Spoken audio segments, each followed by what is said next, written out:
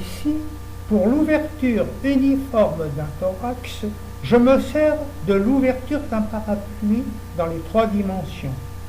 Elle se fait à partir de la montée du curseur fixé sur le manche.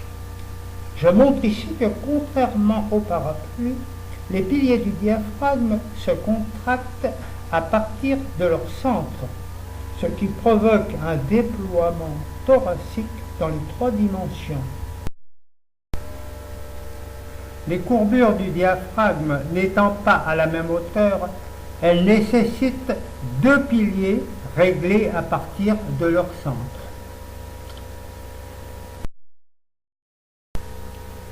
Si les piliers anatomiques sont fixes à partir de leur centre, ils sont liés à 3 espaces distincts. Je montre ici un thorax à ouverture frontale à 2 dimensions, avec un curseur qui représente les contractions des piliers de haut en bas, contrairement au parapluie. Si les côtes ne redescendent pas de face à l'expiration, alors le curseur se déplace de bas en haut, de profil, pour les digitations antéro-postérieures. Avec un thorax épais, c'est l'inverse. Le curseur se déplace de haut en bas, de profil, et de bas en haut, de face. Ici, toutes les digitations sont impliquées.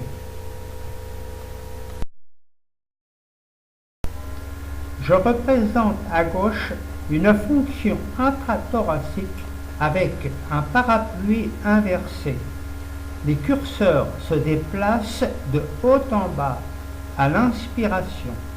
Ici, vous pouvez voir la mobilité de votre diaphragme en regardant en bas pour chaque hémithorax. Et là, une respiration intra-abdominale à curseur inversé, une seule tête qui regarde en haut, car le thorax fonctionne en bloc.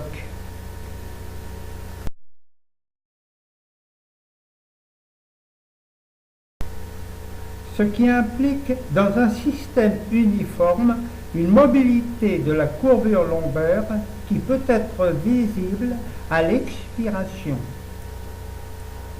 J'ajoute une vue en plan pour montrer l'ouverture d'un thorax dans les 3 dimensions.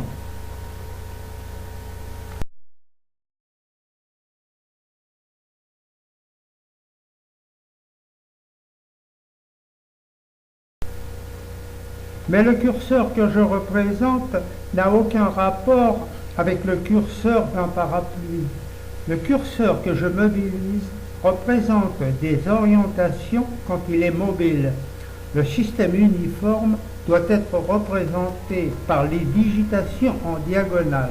Et vous pouvez voir ici une représentation de face et en plan dans les 2 temps respiratoires avec une mobilité des curseurs diaphragmatiques et des intercostaux.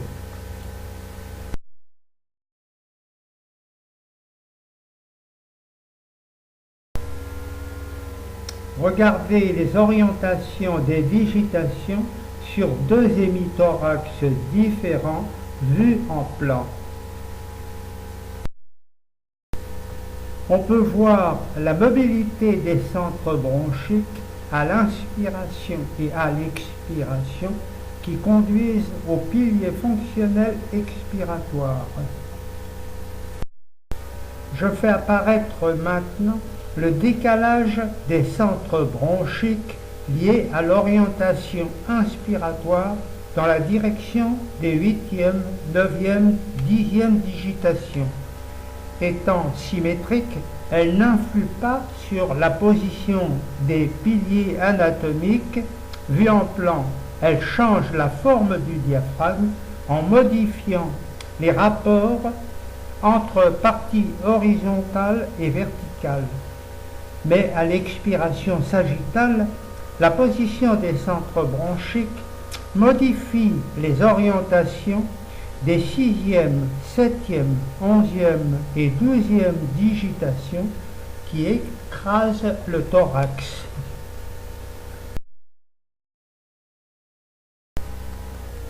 À l'inspiration, les piliers anatomiques s'opposent aux digitations, ce qui permet de conserver la position des bissectrices. À l'expiration, les piliers anatomiques s'opposent à la contraction des intercostaux, ce qui permet de conserver la position des centres bronchiques. Le diaphragme et les intercostaux sont complémentaires comme le biceps et le triceps, mais ils sont séparés par le vide pleural.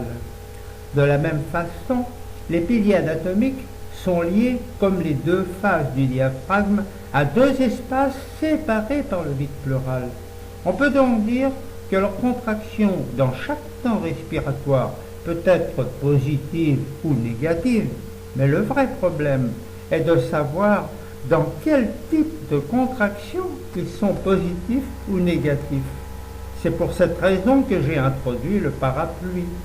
Avec le thorax présenté ici, en observant chaque schéma séparément, vous verrez un comportement différent.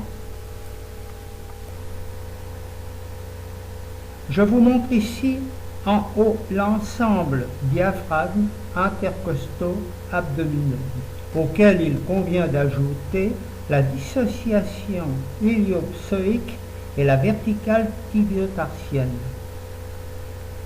Avec inspiration et expiration uniformes autour des centres bronchiques et des piliers anatomiques.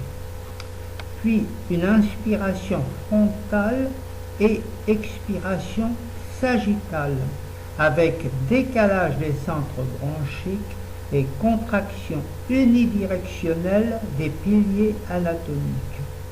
Je montre un pilier fonctionnel antérieur qui peut aussi bien être postérieur avec une inversion dorsale, ces mécanismes étant différents évidemment avec un thorax épais.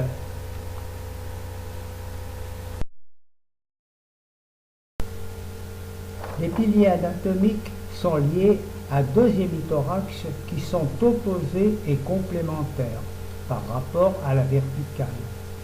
Le thorax associé au rachis peut prendre des formes liées à des fonctions très différentes. Dans le plan sagittal, on peut voir des déformations spectaculaires qui peuvent conduire au chirurgien.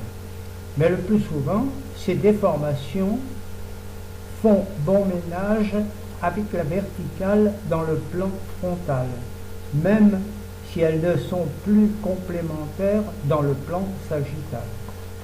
Mais on peut voir aussi ces déformations associées ou pas avec une légère déviation de la verticale dans le plan frontal qui conduit à l'attitude scoliotique. Mais avec la scoliose idiopathique, les deux hémithorax ne sont plus complémentaires dans le plan frontal. On a un décalage des centres bronchiques dans la même direction associé à une bissectrice qui peut avoir la position qu'elle a avec un thorax plat ou épais. Ces dysfonctions sont à repérer chez l'enfant avant la position assise, car après, au mécanisme diaphragme intercostaux abdominaux se superposent les mouvements du rachis et du bassin. La scoliose non compensable doit être en place au moment où le squelette est le plus déformable.